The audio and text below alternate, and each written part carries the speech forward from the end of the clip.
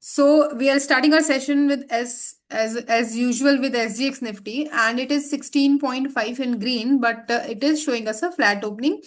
Because if I mean, how we identify it is a flat or is it a gap up gap down opening by the margin which it is showing here. So if it is plus minus 50, we can say it could be a flat opening. Okay, the range within or minimum at least 30. Okay, so plus minus, if it is plus minus 30, so it is a almost a flat, near to flat or flat opening. Okay, so right now it is plus 16.5, so it is a flat opening indication. And if we see the global indices, on an average it is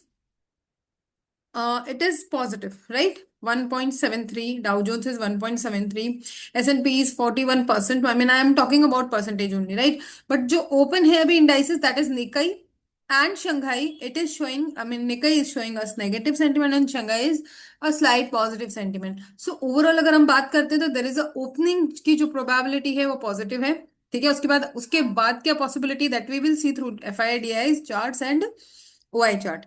Okay, so if we see futures, all the futures are negative but a very small amount. So that's why I'm saying it could be flat opening की probability है और there could be a slight सा gap down. Okay, तो बहुत major gap down नहीं मिलेगा, छोटा सा डिफरेंस हम लोग को देखने को मिल सकता है.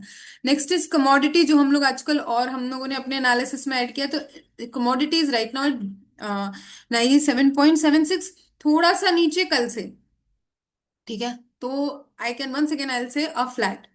ओके, बिकॉज बहुत ज्यादा डिफरेंस होता है तब हम लोग ये एनालिसिस करते हैं. There could be a chance of gap down और गैप अप. बट अभी जितना भी डिफरेंस है कल के डेटा से वो बहुत स्लाइट माइनर सा डिफरेंस है.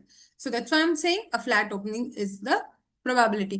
करेंसीज की अगर हम बात करते हैं तो करेंसीज में भी यूएसडी वर्सेस आईएनआर बहुत मेजर चेंज नहीं है, बहुत माइनर है. I mean, I think yesterday also it was 95.7 something. So again, there is no major difference between today's data and yesterday's data in Brent oil and currencies. Okay. So again, the chances are of flat opening. Now the next is FIDI data. So as you can see, FIs were bearish since long. Okay, बीच बीच में थोड़ा सा bullish होता है, otherwise वो bearish sentiment ही दे रहे हैं. So यहाँ पे अगर हम देखेंगे तो we have a slight bullish sentiment in stock futures. But अगर मैं index options और index futures की बात करती हूँ तो still it is showing us a more towards bearish sentiment, right? तो जैसे कल का डेटा था, कल के डेटा में भी कल भी हमको दोनों साइड का मतलब मूवमेंट मिला था. अप साइड का भी अच्छा मिला था और डाउन साइड का भी अच्छा मिला था. तो जो आइडेंटिफिकेशन का पैटर्न होता है वो ये होता है कि आपका जो भी प्राइस है वो सपोर्ट को क्रॉस कर रहा है, रेजिस्टेंस को क्रॉस कर रहा है एंड किस डायरेक्शन में क्रॉस कर रहा है.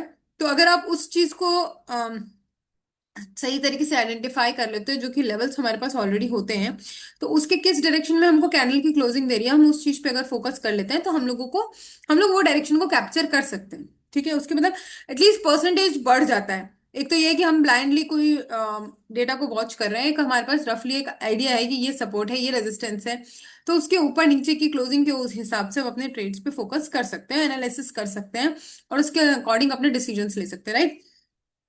अब मैं बात करती हूँ कि प्रोज की. तो प्रोज का कल का और डे यस्टरडे और डे बिफोर यस्टरडे का जो डेटा था वो बुलिश था, ज्यादा बुलिश था कंपैरेटिवली आज. क्योंकि आज सिर्फ स्टॉक फ्यूचर्स में हमको बुलिशनेस दिख रही है, बाकी दोनों में इंडिसिसिवनेस दिख रही है. सो yesterday and day before yesterday जो डेटा था वो ज्यादा अच्छा था प्रोज का एज कम्पेयर टू टुडे. तो अगेन, अगर हमको प्रोबेबिलिटी देखनी है कि मार्केट के मूवमेंट की प्रोबेबिलिटी क्या हो सकती है, तो आज का डेटा थोड़ा सा साइडवेज, वैसे भी फ्राइडे है. उसके अलावा जो ओवरऑल डेटा है, ओवरऑल सेंटीमेंट भी हमको यही कह रहा है कि साइडवेज की प्रोबेबिलिटी यहाँ पे हमको ज्यादा दिख रही है. डीआईएस की बात करती हूँ तो यहाँ पे भी अगर आप देखोगे तो स्टॉक फ्यूचर्स में स्ट्रॉन्ग बेरिश है, लेकिन futures, index options and stocks में बुलिशनेस हमको दिख रही है. ठीक है, इंडेक्स ऑप्शन में डिसिसिवनेस है वो इसीलिए दिख रही है क्योंकि साइडवेज की प्रोबेबिलिटी हमको ज्यादा दिख रही है, राइट? उसके बाद में बात करते हैं हम हमारे लेवल्स की, या फिर मैं कह सकती हूँ ओआई डेटा की. तो यहाँ पे जो ओआई डेटा है वो क्लियरली दिख रहा है कि हमको अभी जो रेजिस्टेंस दिख रहा है दैट इज 23,500 एंड जो सपोर्ट है वो है 23,300. ये ऑलमोस्ट वही है जो कल हमारे पास डेटा था. राइट। तो अभी आप देखोगे तो once again same same same observation है। इसकी इसके इसको अगर स्ट्रॉन्ग कैंडल के साथ नीचे की साइड ब्रेक करता है, डाउन साइड की तरफ ब्रेक करता है, तो हम पुट साइड के डेटा पे फोकस कर सकते हैं विद फुल कॉन्फिडेंस। अभी जो लेवल है उसमें भी अगर आपको नीचे रेड कैंडल की स्ट्रॉन्ग रेड कैंडल की क्लोजिंग मिलती है, तो आप नेक्स्ट 23,300 को टारगेट रखिए पुट साइड के ट्रेड्स या फिर शॉर्ट साइड के ट्रेड्स पे एनालिसिस कर सकते हो। अगर आप चाहते हो कि हाँ, अगर हमको 23,400 के ऊपर की स्ट्रॉन्ग ग्रीन कैंडल की क्लोजिंग मिलती है फर्स्ट 15 मिनट की, तो हम लोग डेफिनेटली कॉल साइड के ट्रेड्स या लॉन्ग साइड के ट्रेड्स पे फोकस कर सकते हैं, एनालिसिस कर सकते हैं। उसके बाद में अगर 23,500 अगर क्रॉस हो जाता है, जो कि पिछले 2-3 दिन से मार्केट ट्राई कर रहा है, यहाँ तक जाके वापस रिटर्न हो रहा है, बट इसको क्लोज नहीं, मतलब इसके ऊपर की क्लोजिंग हमको नहीं मिल पा रही है। तो अगर ये वाला लेवल है that is acting as a strong resistance, right, तो अगर इसको अपसाइड में क्लोज कर देता है 15 मिनट्स की कैंडल के साथ strong green candle, okay, no wick वाला कैंडल स्ट्रॉन्ग ग्रीन कैंडल के साथ अगर क्लोजिंग देता है, तो हम 23,500 के ऊपर कॉल साइड के ट्रेड्स पे फोकस कर सकते हैं और अपने ट्रेड्स को एनालाइज कर सकते हैं अकॉर्डिंगली। अब आप देखोगे तो इसके बाद में जो आपकी रेजिस्टेंस है, स्ट्रॉन्ग रेजिस्टेंस तो 24,000 पर ही है डायरेक्टली। लेकिन हम लोगों को अगर इसके ऊपर की अगर प्लान करनी है, तो नेक्स्ट हमारा लेवल क्या हो सकता है, नेक्स्ट हमारा लेवल हो सकता है 23,700, ठीक है। तो इस तरीके से यहाँ पे हम, ये निफ्टी हो गया। निफ्टी के बाद में अगर मैं बैंक निफ्टी की बात करती हूँ, तो बैंक निफ्टी में जो लेवल सीख रहे हैं अभी करंटली जहां पर है, वहां पे call writer put writer almost same quantity में। स्ट्रॉन्ग सपोर्ट जो हमको दिख रहा है 54,000 पे दिख रहा है। तो अगर हमको डाउन साइड का कुछ दिखता है, मान लीजिए एक हमको डाउन साइड की कैंडल दिख रही है, और दो तरीके हैं, दो पॉसिबिलिटीज हो सकती है। या तो हमको 54,000 के नीचे उस स्ट्रॉन्ग रेड कैंडल की अगर क्लोजिंग मिलेगी, तो हम लोग नेक्स्ट टारगेट 53,500 को रखते हुए अपने ट्रेड्स को एनालाइज कर सकते हैं। प्राइस एक्शन, ओआई डेटा दोनों के बेसिस पे अपने ट्रेड्स को फॉलो कर सकते हैं, ठीक है। इसके ऊपर जो कि है 54,500, इसके ऊपर अगर ये वाला लेवल अगर ब्रेक हो गया, ठीक है, इसके ऊपर अगर हमको रेड ग्रीन कैंडल की क्लोजिंग मिल गई स्ट्रॉन्ग ग्रीन कैंडल की, तो जो हमारा नेक्स्ट लेवल हो जाएगा वो सीधा 55,000 का हो जाएगा। फ्राइडे है, इससे ज्यादा मूवमेंट की प्रोबेबिलिटी आज के दिन में नहीं है, ठीक है। फ्राइडे को इतना बहुत ज्यादा मूवमेंट आता नहीं है, कोई बहुत बड़ी नेगेटिव या कोई बहुत बड़ी पॉजिटिव न्यूज भी मार्केट में नहीं है। तो ये जो लेवल्स है दैट इज 53,500 से लेकर के 55,000 के बीच का मूव जो है, आज मार्केट मूवमेंट मिल सकता है। मतलब ये, आई मीन टू से, ये हमारे आज की मूव की रेंज हो सकती है। दिस इज 53,500 से लेकर के 55,000, राइट। उसके बाद में हम आते हैं सेंसेक्स पे। तो सेंसेक्स में अगर हम देखेंगे तो अभी जिस लेवल पे है वहां पे रेजिस्टेंस स्ट्रांग है, क्लियरली दिख रहा है हमको, ठीक है। तो यहां से अगर अगर अगर अगर ये लेवल ब्रेक हो जाता है, तो डेफिनेटली आपको अच्छा अपसाइड का मूव दिख सकता है यहाँ पे, क्योंकि अगर आप देखोगे तो ये सबसे स्ट्रांग रेजिस्टेंस है अभी जितना भी डेटा है, ठीक है, वाई डेटा जितना भी है।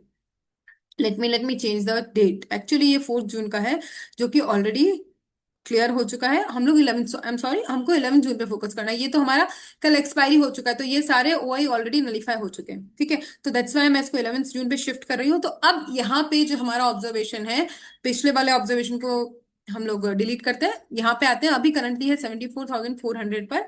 नेक्स्ट जो रेजिस्टेंस है वो आपका है 74,500 पर।